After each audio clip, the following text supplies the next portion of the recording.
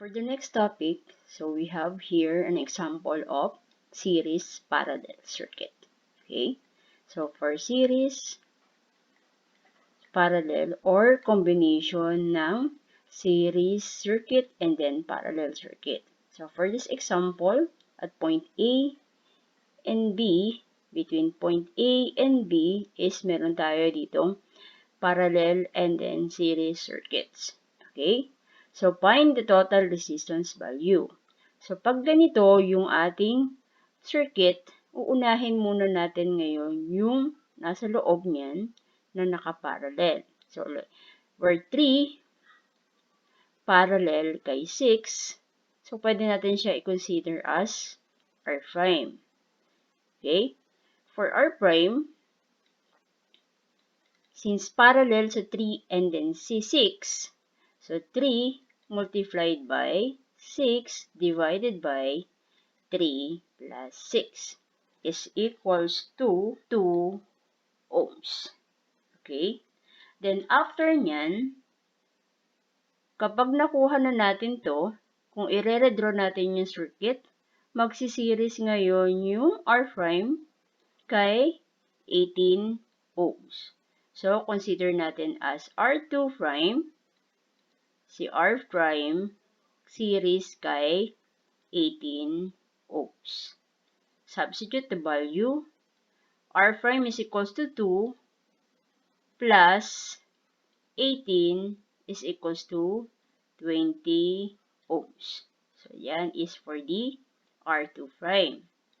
Then, after nyan, ang magiging itsura nyan kapag nire-draw natin yung circuit. So, eto ngayon si R2 prime na nakaparallel ngayon kay 5 ohms. And then, nakaseries ngayon si 8 ohms between point A and then point B. Since sila in parallel, so consider natin to is R parallel or R3 prime o pwede naman natin to i-diretso na lang. So, R total is equal to 8 in series plus nakaseries siya and then nakaparallel yung dalawa. Ano ngayon yung value ni R2 prime? Is equals to 20 ohms. Using two resistor formula, 20 ohms multiplied by 5 divided by 20 plus 5. So, yung sagot natin for the parallel connection is equals to 4 ohms. Magiging yan is 8 plus 4. Therefore, the R total or the total resistance value is equals to 12 ohms. So, yung gagawin natin ngayon pag naka-series parallel connection. To determine naman yung current natin for the current along each component and then the I total. For the I total niyan, so given yung value natin, let's say example, ang given value natin or the voltage supply is equals to 56 volts. Okay? Then yung nakuha natin kanina is the R total is equal to 12 ohms. Okay? So, find natin yung value ni current total using Ohm's law. Okay? So, current total is equals to voltage total divided by the R total. Substitute the value. Sabi natin, assuming the value of the voltage supply is equals to 56 volts. Then, divided by 12 ohms. So, the current total is equals to 4.67 ampere. Okay. So, ito yung circuit natin for the circuit niyan. Pag nag-energize yung circuit natin, energize, pasok din yung current natin for the I total. Pagdating sa node na to, maghahati ngayon yung current na dadaan papunta kay 5 ohms, current along 5 ohms, and then pagdating dito din sa current sa node na to, dadaan yung current diyan kay 6 ohms at kay 3 ohms. Okay? Pero pagbalik niyaan dito at point C na to, magko-combine ulit yung dumaan kay 3 ohms at kay 6 ohms. Okay? So ngayon, yan yung dadaan na current papunta o dadaan kay 18 ohms. And then, at point D, lahat ng dumaan kay 3 and then 6 na nag-combine na dumaan kay 18 ohms at kay 5 ohms, magko-combine dito, babalik siya as I total. Okay? Kunin ngayon natin yung value niyan. Consider natin to sa 5 ohms as I1, and then sa 6 ohms is I2, sa 3 ohms is I3, sa 18 ohms is I4, and then I5 for the resistance 8 ohms. Okay? Since 8 ohms is connected in series, so therefore, the current total is also equal to the current along, 8 ohms. Current along resistor 5. Okay? Kunin ngayon natin. So, for the current along each component, mayroon tayong dalawang formula na ginagamit. One is the Ohm's law, and then the other one is current divider principle. So, gamitin ngayon dito natin is the current divider principle. Uunahin natin ngayon kunin yung current along R1. For the current along R1, so I1, yung numerator niya is the opposite side niya. Ano ngayon yung opposite side nito? Kanina, kinuha natin yung resistance value ng 3 and then 4. Kinonsider natin siya as R prime.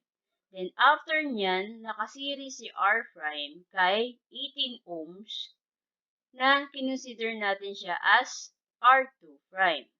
Okay? So, therefore, the opposite ni R1 is si R2 prime. Okay? So, opposite niya sa numerator is R2 prime. Then, divided by the value of the R1 plus yung isa is si R2 prime. Multiplied by the current total, yung paghahatian nila. Substitute natin yung value. Ano ba yung value natin kanina for the R2 prime? R2 prime kanina is equals to 20 ohms. Okay, kasi ito, 2, 3, and then yung 6 ohms, ang sagot natin dito is 2 ohms. And then, series silang dalawa, 2 plus 18 is equals to 20. Divided by R1 is equals to 5 plus 20 multiplied by 4.67 ampere. So, current I1 is equals to 3.736 ampere. Okay. Next. For the current naman na dadaan ngayon sa R2 prime, consider natin siya, yung opposite niya kanina is si current along R2 prime is equals to the opposite side niya is si R1. R1 divided by R1 plus R2 prime multiplied by the current total, yung pinaghatian. Okay. Where R1 is equals to 5 divided by 5 plus 20 multiplied by 4.67 ampere. So, the current along R2 prime is equal to 0.934 ampere. Kung i-add natin ngayon yan, so since dito dadaan, current total is equals to current 1 plus current along R2 prime. So, 3.736 plus 0.934 is also equal to 4.67 ampere. 4.67 ampere. Okay? So, ibig sabihin niyan, the current na KI4, current KR4, is also equal to the current na dumaan kay R2 prime. Pero, yung R2 prime na yan, is galing yan doon sa pinaghatian ni current along resistor 2 and plus the current along resistor 3. Okay? Kunin natin ngayon yung kanyang value. So, the current along resistor 2, so ang opposite niya ngayon is si R3 divided by R2 plus R3. Then, ang imumultiply ngayon natin dito is hindi si I total, kundi yung paghahatian nila na galing dito kanina. Yan. Ito si R2. Ito ngayon si R3. Yan. Dito yung R4. Pagkatapos, nandito yung R1 which is equal to 5 ohms. Okay? So, yan yung circuit natin. For the circuit natin. So, dito yung R5. Okay? Nakuha na ngayon kanina yung current dito sa 5 which is equals to 3.736 ampere. Then, yung current na to is 0.934 na yung 0.934 na yun, pinaghatian pa yun ni R2 and then ni R3. So, ang lalagay natin dito is the current along resistor R2 prime. Okay? So, ano yung current along resistor R2 prime? Is equals to 0.934 ampere. Okay. Substitute natin yung value. Where R3 is equals to 3 ohms divided by 6 plus 3 multiplied by 0.934. Okay, so it's 934. So the answer is current along resistor 6 ohms. Current along resistor 6 ohm or I2 is equals to 0.311 ampere. Then, the current along resistor 3 or I3, the opposite niya is the R2. Then, divided by R2 plus R3 multiplied by the current along R2 prime. Substitute the value. 6 divided by 6 plus 3 multiplied by 0.934. So, the answer is the current along resistor 3 is equals to 0.623 ampere. Check natin. Okay? For the checking niyan, so pumasok dito yung current na 0.311 ampere and then yung sa kabila is 0.63623 ampere. Pagdating dito, magkasama ulit sila, nag-combine which is equals to 0.934 ampere. Then dito, magko-combine ulit siya as I total. Check natin. For the current along R2 prime is equals to the current along resistor 2 plus the current along resistor 3.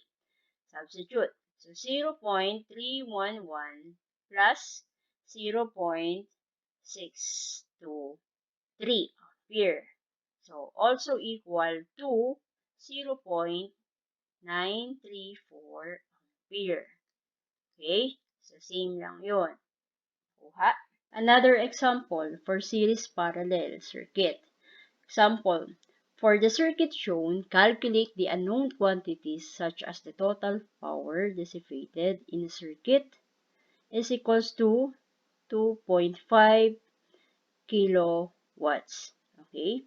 So, given ngayon, dito si R1 is equals to 15 ohms and then si R2 is equals to 10 ohms. Connected in parallel.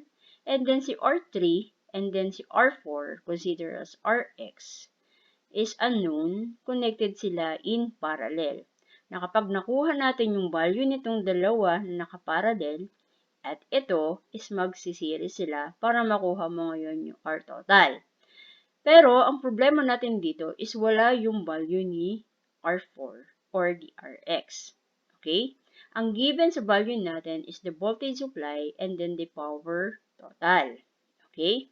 So, ang gagawin ngayon natin dito para makuha mo yung total resistance value is using the power law. For the power law, so power law is equals to current multiplied by the voltage. Derivation, since given si power, given si voltage, makukuha mo yung value ni current. Derivation. Okay? So, current is equals to power divided by the voltage. Given si power, which is equals to 2.5 kilowatts, and then given si voltage supply, which is equals to 250. Substitute. So, 2.5 is also equal to 2,500 watts. Okay? So, 2,500 watts divided by 250.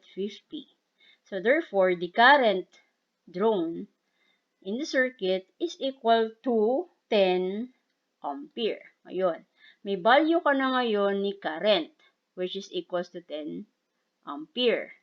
Okay? Ayun. So, meron ka ng value niyan, pwede mo nang kunin yung total resistance value using Ohm's law.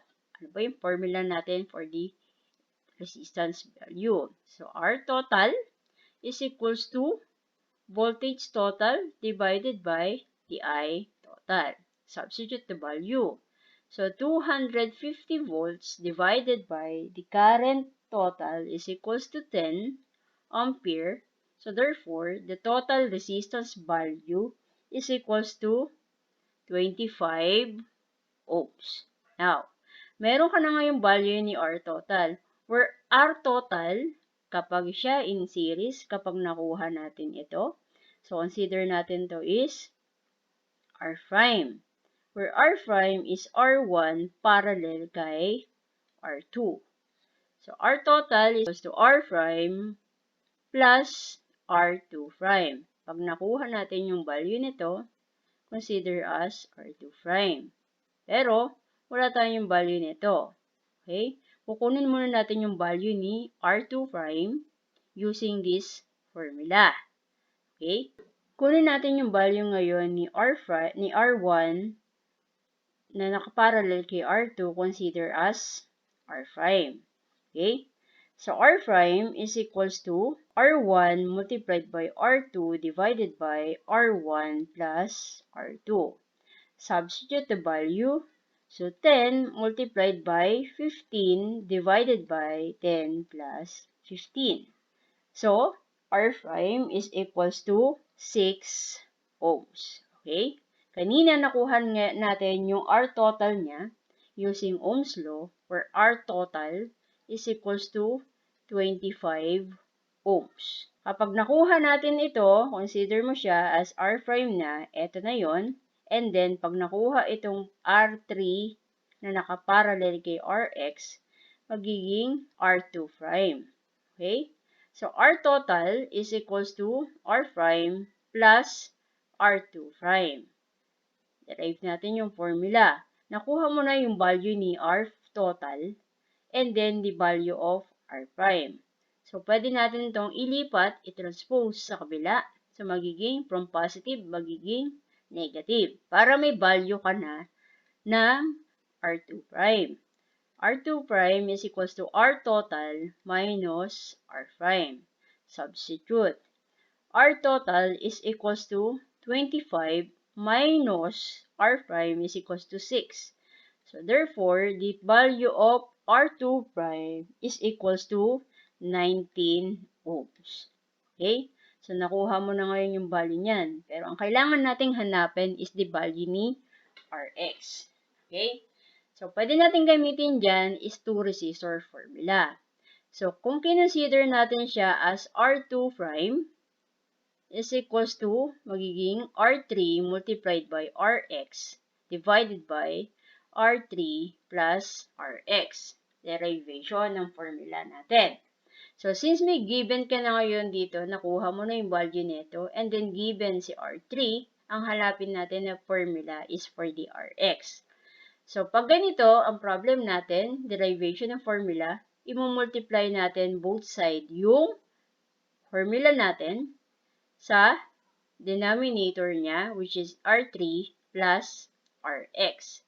So, cancel, cancel. Mapupunta siya sa kabila as quantity of R3 plus Rx multiplied by the R2 prime.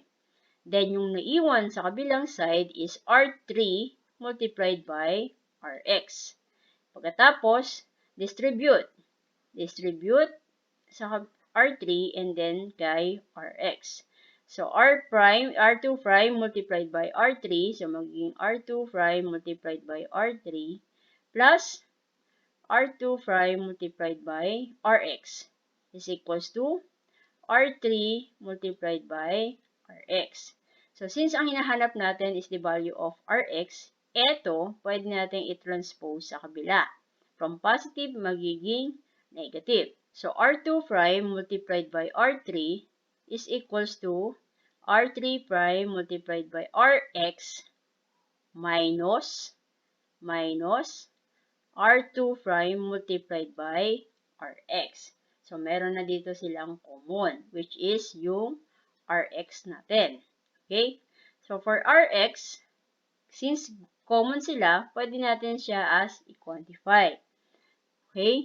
So, Rx multiplied by the quantity of R3 minus R2 prime. So, sa kabila is R2 prime multiplied by R3. Okay? So, pwede na natin kunin ngayon yung formula para sa Rx natin. So, divided by both side by R3 minus R2 prime. R2 prime, cancel, cancel. May formula ka na ngayon dito ng Rx. Where Rx is equals to R2 prime multiplied by R3 divided by R3 minus R2 prime. So, i-substitute ang value. R2 prime is equals to 19 multiplied by 38 for R3 divided by R3 is equals to 38 minus R2 prime is equals to 19. So, therefore, the value of Rx is equals to 38 ohms. So, meron value ka na ngayon dito na 38 ohms. Okay? So, next naman is kukunin ngayon natin yung value ng current along R1 and then R2, R3, and then R4. For R4, nakuha na natin yung value nito which is equals to 38 ohms. Okay? Then the voltage drop across resistor 1, 2 is also equal silang dalawa. Voltage drop across resistor 3 and then 4, pareho din. Kasi kung nakuha natin dyan, kung i-redraw natin yung circuit, eto ngayon siya as R prime, and then andito ngayon yung R2 prime. So, yung voltage drop niyan, consider mo as V1 and then V2. So, the voltage drop across resistor 1 is also equal to the voltage drop across resistor 2. Same as for the voltage drop across resistor 3, pareho silang dalawa ng value. Okay? Na, for the voltage total is equal to the voltage drop across resistor R prime plus the voltage drop across resistor R2 prime. So, pwede mo ngayon gamitin dyan is yung kanyang Ohm's law or voltage divider principle. Okay? For the voltage divider principle niyan, so Vx is equals to Rx divided by R total multiplied by V total. So, pag kinuha naman natin siya as B1, voltage drop using Ohm's law, so pwede natin dyan gamitin is B R prime is equals to the current total multiplied by R prime. Hindi yung R1, hindi yung R2, kundi yung value ni R prime. Ano ba yung value ni R prime?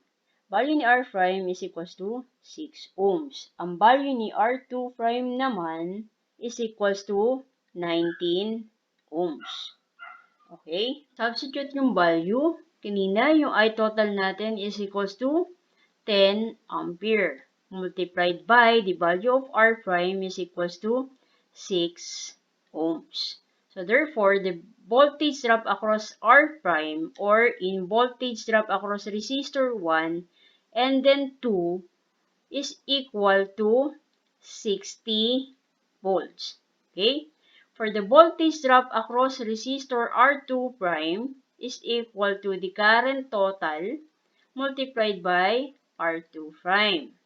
Substitute the value. 10 multiplied by R2 prime is equals to 19. So 10 multiplied by 19 is equals to 190 volts. Okay? For the R2 prime. Okay? Sila is considered as the voltage drop across resistor R prime, the voltage drop across resistor R2 prime. Kung i-check natin yan, substitute mo, 60 plus 190 is also equal to 250 volts. Checking. Okay? Sa inyong kaya. Ngayon, for the current naman, for the current along each component naman, pag energize niyan, andito ngayon yung 10 ampere mo, paghahatian ngayon yung 10 ampere na yan ni R1 and then ni R2. Pagdating dito, magjo-join ulit sila, magiging 10 ampere ulit.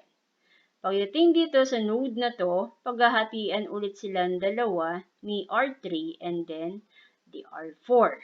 Kunin natin yung value nila. Para makuha mo ngayon dyan, yung current niyan along resistor 1 and then 2, pwede natin gamitin si current divider principle para hindi na natin gamitin yung value ni voltage. So, current 1, the opposite niya is si R2 divided by R1 plus R2 multiplied by the I total. So, R2 is equals to 10 divided by 15 plus 10 multiplied by the current total is equals to 10. So, the current along resistor 1 is equal to 4 ampere.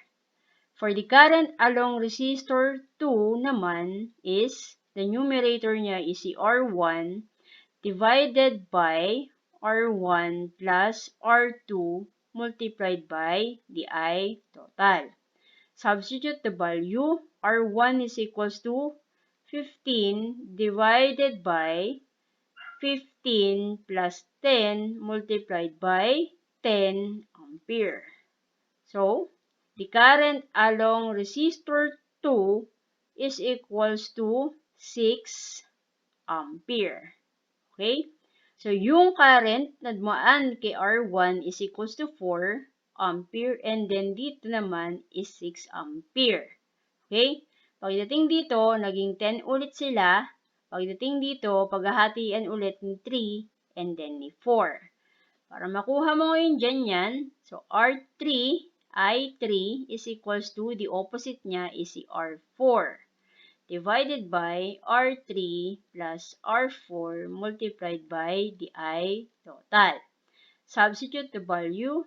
So 38 divided by 38 plus 38 multiplied by 10. So I3 is equals to 5 ampere. Same din yan, since pareho sila ng value, ibig sabihin, si current 4 or si current along R4 is also equal to 5 ampere. Na pag nagsama mo dyan, 5 plus 5, babalik siya as current total which is equal to 10 ampere.